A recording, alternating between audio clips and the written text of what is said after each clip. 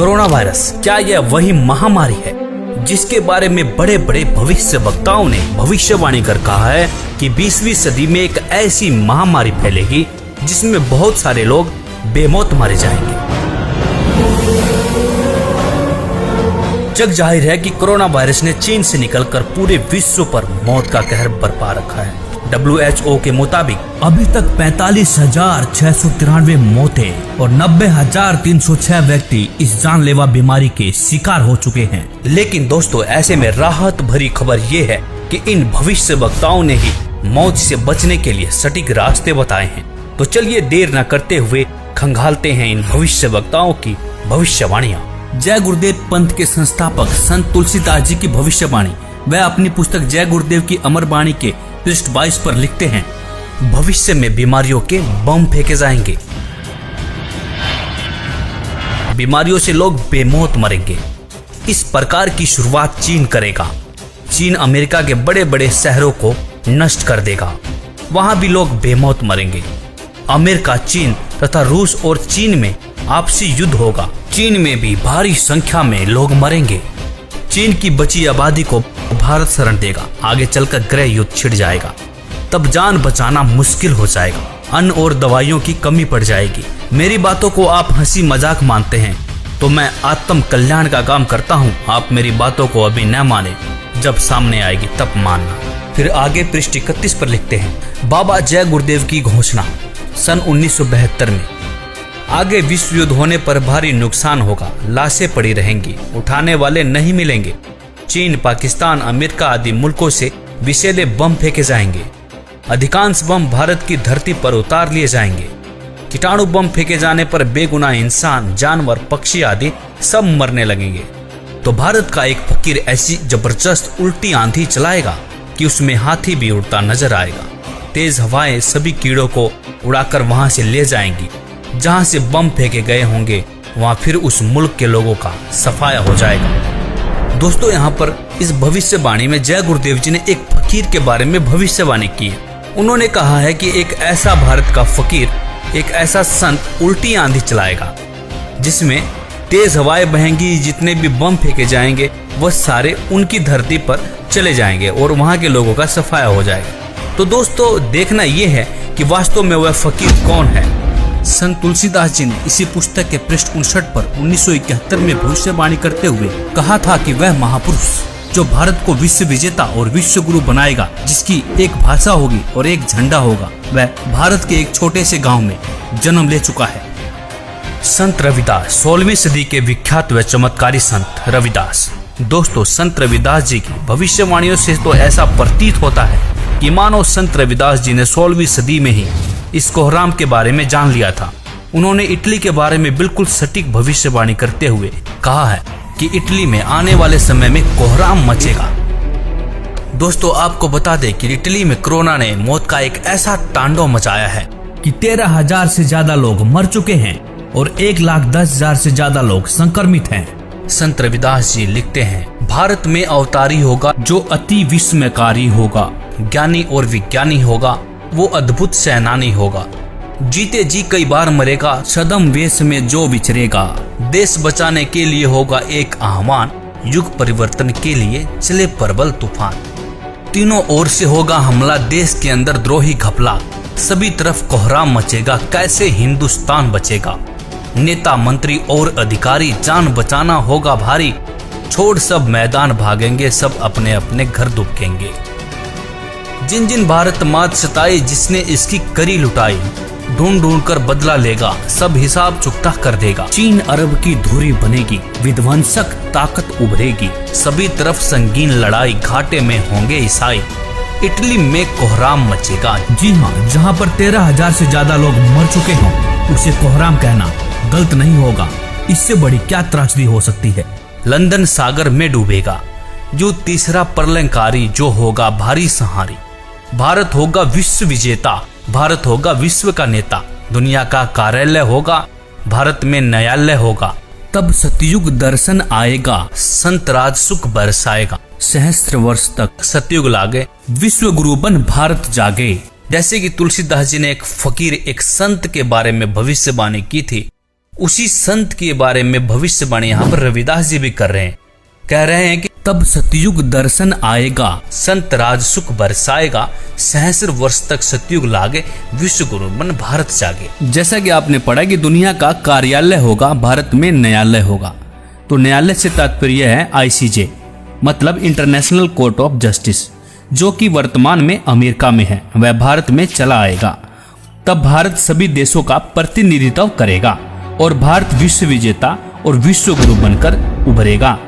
दोस्तों, यह विश्व विजेता और विश्व गुरु की बात सिर्फ संत रविदास जी नहीं कह रहे, बल्कि दुनिया के बड़े बड़े भविष्यवक्ताओं ने भी इस बात का समर्थन किया है। जैसे कि फ्रांस के नास्ट्रेडमस, न्यू जर्सी की फ्लोरेंस, इंग्लैंड के कीरोने, वेजिलेटिन ने, अमेरिका के जिन डिक्सन व एंडरसन ने, हंगरी के बोरिस्का ने, फ्रांस के डॉक्टर जुल वर्न ने, इजराइल जैसे महान राष्ट्र के प्रो हरार ने तथा नॉर्वे के आनंदचार्य आदि की भविष्यवाणियां भी इस बात का समर्थन करती है कि भारत के एक छोटे गांव से उत्पन्न एक महान संत के द्वारा भारत विश्व विजेता बन जाएगा। भगवान कृष्ण भक्त सूरदास जी की भविष्यवाणी। 1540 ईस्वी में जन्मे सूरदास जी ने आज के समय की परिस्थितियों के बारे में भविष्यवाणी की है। बताया है कि इस महामारी से कैसे बचा जा सकता है। वर्तमान समय के लिए सूरदास जी की भविष्यवाणी। सूरदास जी लिखते हैं, रे मन धीरज क्यों न धरे, संवत 2000 के ऊपर ऐसा जोग परे, पूरब पश्चिम उत्तर दक्षिण 34 काल फिरे, अकाल मृत्यु जग माही व्यापे, प्रजा बहुत मरे। स्वर्ण फूल वन पृथ्वी फूले, धर्म की बेल बढ़े, सहस्र वर्ष लगी सतयुग व्यापे, सुख की दया फिरे। काल जाल से वही बचेगा जो गुरु का ध्यान धरे, सूरदास जी हरि की लीला ठारे नहीं टरे। यहाँ पर सूरदास जी साफ साफ शब्दों में कह रहे हैं कि काल जाल से वही बचेगा जो गुरु का ध्यान धरे। तो दोस्तों, सूरदास जी यहाँ पर विज्ञान को भी चुनौती दे रहे हैं। वैज्ञानिक पावर से नहीं, आध्यात्मिक शक्ति से बचाव हो सकता है। तो कहा भी जाता है कि भगवान से विज्ञान है, विज्ञान से भगवान नहीं है। भविष्यवाणियां देखने के बाद अब बारी आती है कि इस गंभीर समस्या से, मौत जैसे काल से कैसे बचा जा सके। यहाँ पर सूरदास जी कहते हैं कि जो गुरु की शरण में जाकर भक्ति करेगा, काल जाल से बच सकता है। तो इस भविष्यवाणी की सच्चाई को परखने के लिए हमने भारत के प्रसिद्ध गुरुओं की विचारधारा को खोजना शुरू किया तो पाया कि लगभग सभी बड़े बड़े तिलकधारी, कथावाचक, मंडलेश्वर व महामंडलेश्वर, धर्म की रक्षा करने वाले धर्म गुरु अपने भगवानों से विश्वास खोए हुए वैज्ञानिक टिप्स देते हुए नजर आए। किसी धर्म गुरु को अपने इष्ट देव पर भरोसा ही नहीं देखने को मिला। लेकिन ऐसे में हमें संत रामपाल जी की विचारधारा मिली। उन्होंने अपने प्रभु के प्रति विश्वास से लबालब वेदों के प्रमाण दिखाए और कहा कि यदि आप किसी भी बीमारी या मौत से बचना चाहते हैं तो परमेश्वर की शास्त्र अनुकूल साधना करें। परमेश्वर आपकी मृत्यु क्या, आपकी आयु को 100 वर्ष तक बढ़ा सकता है। वेद बता रहे हैं कि वो अगर दूसरे लोक में भी चला गया हो, प्राण छोड़ गया हो, मर गया हो, या कति मृत्यु को निकट हो, उसके जीवन शेष ना रहे हो, उसको भी मैं 100 वर्ष जीवित करके और उसको रोग मुक्त करके 100 वर्ष की आयु प्रदान कर दूं। ये भगवान के गुणों में लिखा। आप कैसा भी रोग हो, परमात्मा से बड़ा कोई वैद्य नहीं है। परमात्मा ने इस मिट्टी के शरीर को चला रखा है। उसको इसको ठीक करने में क्या देर लगेगी? 1 सेकंड का काम है।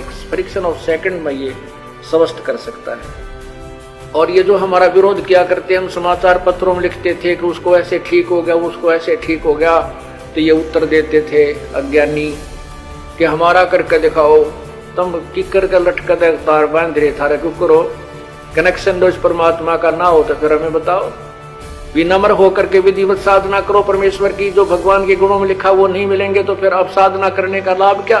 तो पुण्यात्माओं, यहाँ ना जाने बिना गिनती के इतने दुख दूर हुए, कैंसर तक और ब्रेन ट्यूमर तक, जिनके ऑपरेशन निर्धारित कर दिए गए थे और कोई गारंटी नहीं। डॉक्टर बताते थे कि इस ऑपरेशन का कोई सफलता का कोई गारंटी नहीं है और ये पीड़ा कुछ समय के लिए बंद हो सकती है। ऐसे यहाँ बगैर किसी ऑपरेशन के परमात्मा की कृपा से, भगवान की रजा से, उस प्रभु की शक्ति से दूर हो गए, वो ठीक हो गए, वो रोग नष्ट होगा। इसी का प्रमाण आपको ऋग्वेद दे रहा है कि परमात्मा पूर्ण ब्रह्म पूर्ण परमात्मा की साधना करने वाले की भगवान उसकी मृत्यु भी आ गई हो, उसके सांस भी शेष ना रह रहे और वो मर भी गया हो, उसको भी जीवित कर सकता है। ये देखिएगा ऋग्वेद, ये देखिए नीचे ऋग्वेद भाष्यम और दशम मंडलम, और यहाँ देखिएगा 161 नंबर सूक्त है जिसको अब यहाँ इसके 2 नंबर, ये संस्कृत है 2 नंबर मंत्र की। इसमें क्या अनुवाद किया है, इस संस्कृत का अनुवाद इन्होंने किया है, यदि रोगी की अक्षीण आयु हो गई हो, यदि वह इस लोक से चला गया, अर्थात मर गया हो, चला गया है, इस लोक से चला गया है, ये संस्कृत आगे हिंदी। और यदि वह मृत्यु के पास गया हुआ है तो भी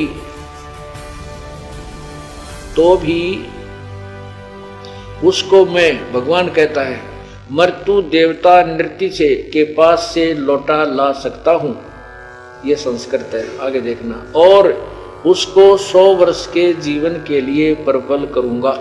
परमात्मा तो कहता है कि उस उपासक की, जो परमात्मा का भक्त है, यदि वो परमात्मा की साधना शास्त्र अनुकूल कर रहा है, परम संत से नाम लेकर के, तो वेद बता रहे हैं कि वो अगर दूसरे लोक में भी चला गया हो, प्राण छोड़ गया हो, मर गया हो, या कति मृत्यु को निकट हो, उसके जीवन शेष ना रहे हो, उसको भी मैं 100 वर्ष जीवित करके और उसको रोग मुक्त करके 100 वर्ष की आयु प्रदान कर दूं। ये भगवान के गुणों में लिखा है। दोस्तों, इस विज्ञान के दौर में संत जी का दावा वाकई में हमें अचंभित करने वाला था। फिर क्या था, बाबा की इस सच्चाई को सामने लाने के लिए हमने पड़ताल करनी शुरू कर दी। पड़ताल में हमें रियल स्टोरी 99 करके एक यूट्यूब चैनल मिला, जिस पर बहुत से अनुयायियों के अनुभव थे। हमने बहुत सारे अनुयायियों के अनुभव देखे और उसमें पाया बहुत सारे ऐसे लोग हैं जिनकी लाइलाज बीमारियां कहीं डॉक्टर डिटेक्ट भी नहीं कर पा रहे थे। वह बीमारियां संत जी के बताए अनुसार सत भक्ति करने से बिल्कुल ठीक हो चुकी थी। बहुत से ऐसे लोगों के भी अनुभव मिले जो मरने के बाद जिंदा हो चुके थे। दोस्तों, यह सब देखने के बाद आपको क्या लगता है, क्या यह वही संत हैं जिसके बारे में संत तुलसीदास जी लिखते हैं, संत रविदास जी लिखते हैं कि संत राज सुख बरसाएगा? सूरदास जी भी लिखते हैं कि काल जाल से वही बचेगा जो गुरु की शरण रहे।